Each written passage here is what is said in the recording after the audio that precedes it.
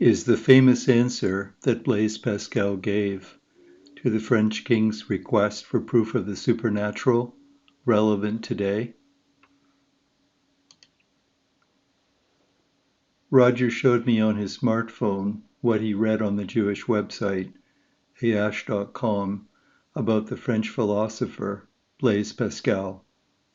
Over 300 years ago, Louis XIV of France asked Blaise Pascal, the great French philosopher, to give him proof of the supernatural. Pascal answered, "Why the Jews, your Majesty, the Jews?" An astonishing answer. The best proof of the supernatural that Pascal could think of was the Jews. We don't have to speculate what Pascal meant when he gave this answer because he took the trouble to spell it out. Pascal said that the fact that the Jewish people survived until the 17th century when he lived was nothing short of a supernatural phenomenon. There was simply no logical explanation for it. Have you ever thought about what Blaise Pascal would think of his answer now? Roger asked me. Yes, I replied, I expect that he would be even more satisfied and confident in giving it again. The fact that the Jews not only survived, but they are thriving in Israel, would be further remarkable confirmation of his argument, Roger said. He would be horrified by the Holocaust, I said, and the great evil that befell the Jews of Europe, but very much struck by their restoration to their ancient homeland, I suggested. Roger, I said, I remember reading many years ago that one of the French philosopher Voltaire's objections to the Bible was that the land of Israel could never have supported the civilization described in the Bible. It was so desolate, barren, and devoid of life at the time when he lived. That was in the 18th century, the one that followed Pascal's life in the 17th century.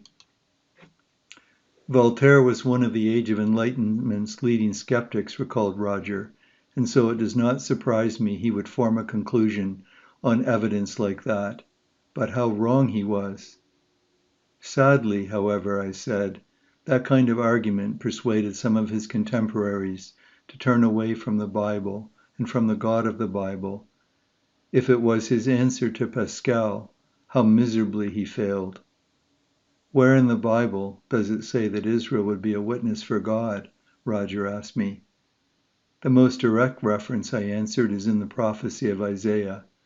Can you direct me there? Roger requested. There are 3 times in Isaiah's prophecy where God declares that the people of Israel are his witnesses, I said to Roger.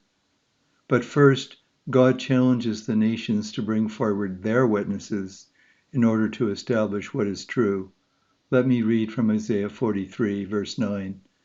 All the nations gather together and the peoples assemble. Who among them can declare this and show us the former things? Let them bring their witnesses to prove them right, and let them hear and say, it is true. What are the former things that the prophet is referring to? Roger asked me. They could be understood to be events that go back in time, right to the beginning of creation, I answered. Only God has a precise and accurate knowledge of human history. But then Isaiah continued, I stated, to explain who his witnesses to the nations are. You are my witnesses, declares the Lord, and my servant whom I have chosen, that you may know and believe me and understand that I am he. Before me no God was formed, nor shall there be any after me. Who is that pronoun you referring to in this passage? Roger asked me. At the beginning of Isaiah 43, the people to whom God was speaking are identified, I said. But now, thus says the Lord, he who created you, O Jacob, he who formed you, O Israel. Fear not, for I have redeemed you. I have called you by name. You are mine. There is more, I said to Roger. Whereas God challenged the nations to show what is true concerning the former things, the past, I said, he declared that he would disclose future things concerning his people. Where does Isaiah say that? Asked Roger. In the next chapter, chapter 44, I replied, who is like me? Let him proclaim it.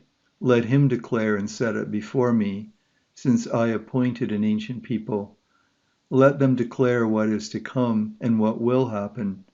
Fear not, nor be afraid. Have not I told you from of old, and declared it? And you are my witnesses. Is there a God besides me? There is no rock. I know not any. I see, said Roger, that God declares that in Israel he will show in advance what will happen, and that the nations do not have that foresight. Yes, I said, the ability to know the future before it happens is reserved to God only. It is unique to him. And God revealed that future as it relates to Israel, I said to Roger. There are two objections that I have heard raised to this argument, said Roger, and I would like to get your response, he said. What would those objections be, I asked. The first one is that the Jews cannot be God's witnesses, because many leading Jews over the centuries have been atheists who do not believe in God. That observation regarding a level of unbelief among some of the Jewish people is correct, I said.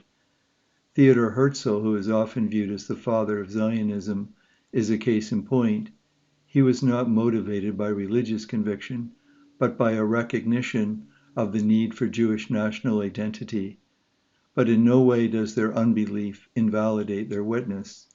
As instruments that brought about Israel's remarkable restoration, they contributed to the power of the witness of the Jews. It is one of the paradoxes of Israel's witness, observed Roger, that many of the people of Israel served that function unwillingly, or at least without any conscious or deliberate idea of doing so. And the second objection, I asked Roger? The second objection is that not all the things that the prophets foretold have happened, Roger said. Were you given any specific example, I asked Roger? Somewhere, doesn't it say in the Bible that the Mount of Olives would be split in two by an earthquake, asked Roger? Yes, I said, that reference is in Zechariah 14. That's the example that I was given, said Roger. Ezekiel was given a vision of Israel's restoration being like a corpse coming back to life in discrete stages, I said. First the bones would rattle and shake, then they would form a skeletal structure, then sinews would be laid on the skeleton, and then it would have breath imparted to it and stand up on its feet. The prophets foretold that there would be a series of steps by which Israel's national identity came to be. That's exactly how it has been, said Roger. Yes, I agreed. There are important elements of the final outcome that have not occurred, such as Messiah reigning from Jerusalem and sending God's law forth to the ends of the earth. It's the fact that so many of the steps have occurred already, said Roger, that gives us confidence in the completion of the prophet's vision. Yes, I agreed. Just as Voltaire's objection was cast down by the march of time, so will this one, I said. I look forward to that outcome when the prophet's vision is completed, said Roger. The world needs it urgently. To consider more Bible study, please visit our website, thegoodnewsplan.org.